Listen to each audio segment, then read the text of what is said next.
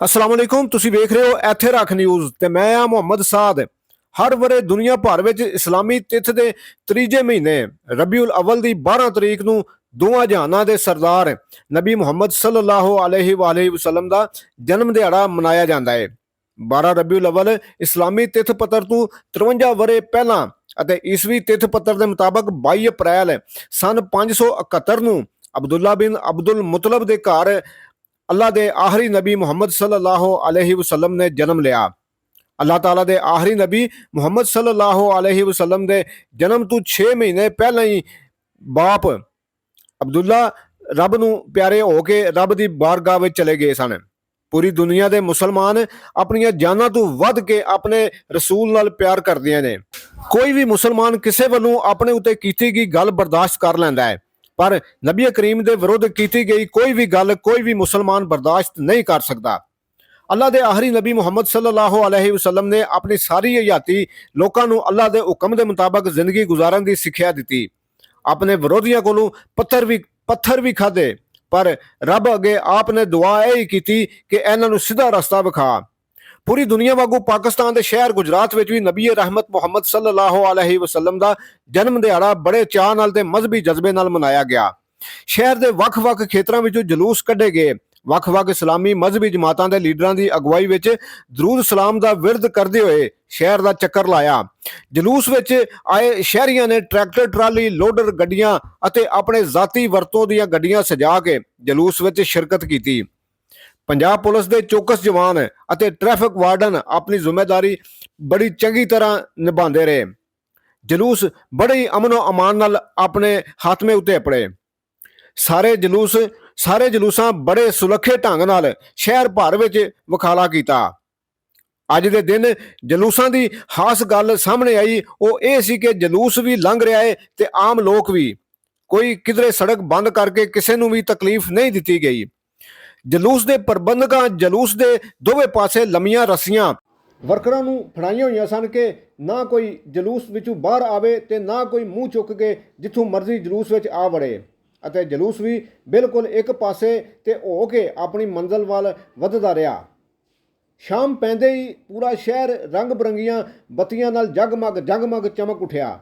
शहर दीयां सरकारी अते निजी इमारतां उत्ते नवें ढंग नाल लाइटिंग की गई। गुजरात शहर का महला हाजगान वरियां बाद 12 रबीउल अवल नूं ऐकती मुड़ सजाया गया।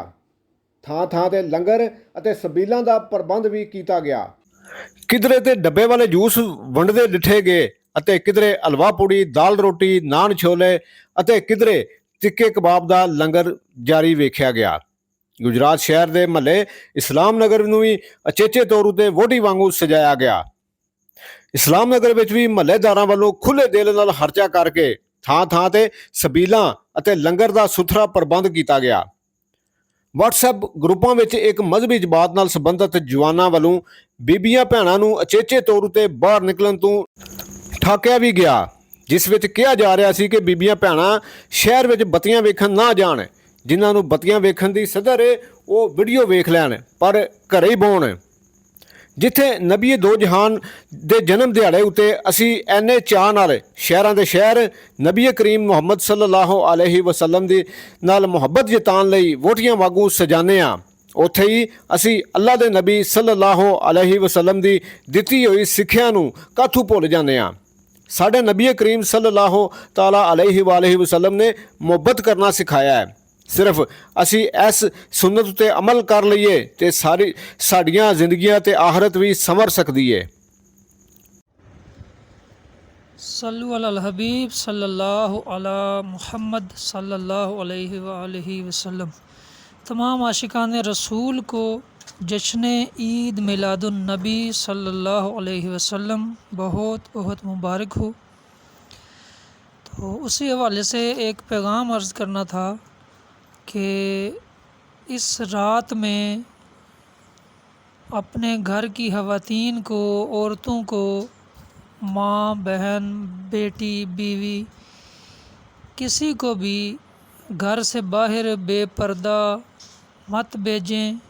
ये लाइटिंग देखने के हवाले से या कोई डिज़ाइन जो बने होते हैं उनके हवाले से ہرگز انہیں مت بھیجیں۔ اگر انہیں یہ لائٹنگ دیکھنے کا شوق ہو، ضرورت محسوس ہو تو ویڈیو بنا کر انہیں گھر میں دکھا دیں، لیکن انہیں ہرگز گھر سے باہر مت بھیجیں۔